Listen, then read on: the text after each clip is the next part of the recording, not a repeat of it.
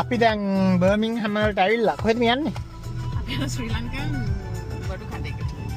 කෑම හොයාගෙන යනවා ශ්‍රී ලංකන් කෑම. සමපෝෂ ගන්න යනවා. සමපෝෂ ගන්න යනවා. ඉතින් අපි ඉන්න සිටි එකේ ලංකාවේ කඩ නැහැ. ඒකින්ද මේ අපේ යාළුවෙක් දුන්න ඇඩ්‍රස් එකට යනවා කඩයක් හොයාගෙන බලමු ගිහලා කඩේ කොහොමද තියෙන්නේ කියලා නේ. අපි කලින් ගියා එක පාරක් නේ. ඔව්. කඩව දෙක තුනක් තියෙනවා මෙහෙ. මේ කඩේ මේ සාමාන්‍යයෙන් affordable නේ. ගණන් අඩුයි නේ. affordable නේ. සාධාරණයි ගණන් ලොකු ගණන් නැහැ. එන්න පොඩ්ඩක් යනවා බලන්න තව මයිල්ස් 1.7ක් තියෙනවා කියලා බලමු නේ ඉතින් නේ.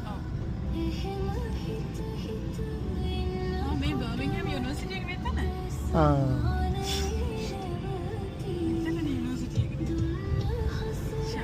මේ නිකන් මේ ලංකාව වගේ මට ෆීල් වෙන අද වෙදර් එකත් පට්ට මේ සාමාන්‍ය වෙදර් එකක් තියෙන නිකන් අපේ පැත්තේ වගේ වැලිමුඩ පැත්තේ වගේ